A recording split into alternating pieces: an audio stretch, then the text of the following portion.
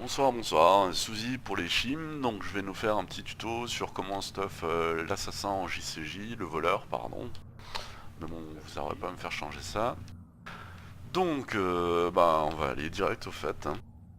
D'origine j'ai tout laissé le stuff comme avant. Il y aura des modifications après qui nous permettront de changer à la fois les skins et je pense quelques stats selon les niveaux. Mais je m'y suis pas encore penché, je suis que niveau 12 et j'attends le level 50 pour correctement regarder ça. Étant donné qu'on aura accès à d'autres NPC au level 50. Tous les 10 levels en fait. Ensuite je joue double dague et double pistolet, c'est un choix, j'aime vraiment ce style de jeu.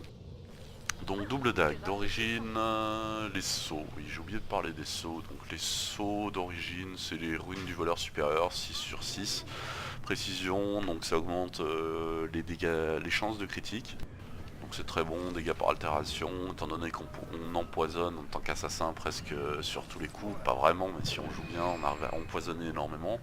Donc un très bon bonus aussi, plus 10% de dégâts lorsque vous êtes derrière ou sur le côté d'un ennemi. C'est très intéressant aussi, vu que c'est un peu le principe de l'assassin de pas être devant et se faire bourriner quoi. Donc après les JCJ dague de précision, donc saut précision supérieure, plus 5% de chance de coup critique. Donc théoriquement, de base, il y en a deux. Donc ça nous ferait plus 10% de chance de critique. Mais l'assassin en fait ça critique presque tout le temps. Donc 5% de plus ou moins ça changera pas grand chose. 10% je les enlèverai pas, moi je me suis permis d'enlever 5%. J'ai repris un saut de feu supérieur. 30% de chance d'infliger une explosion de flamme provoquant des dégâts de zone lors d'un critique. Donc les critiques c'est un peu ce qu'on fait tout le temps en assassin. Et donc sur chaque critique on a une chance sur 3 de pouvoir lâcher une explosion de flamme qui fait vraiment mal. En AOE en plus. Et temps de recharge 5 secondes, c'est pas énorme, donc ça se lance 2 ou 3 fois par combat si les combats sont longs, ce qui est relativement rare. Double pistolet, donc pareil, d'origine, on a 2 fois plus 5% de chance de coup critique. Pareil, je me suis rendu compte que même au pistolet, on faisait beaucoup de critiques.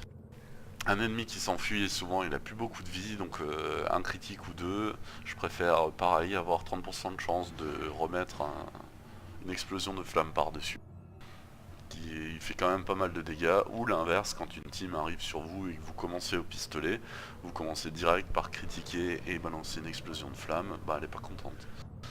Donc dans les deux cas, j'aime beaucoup cette rune, je changerai peut-être plus tard, on verra, mais pour l'instant, pour commencer en tout cas, c'est un bonus DPS assez sympa à prendre.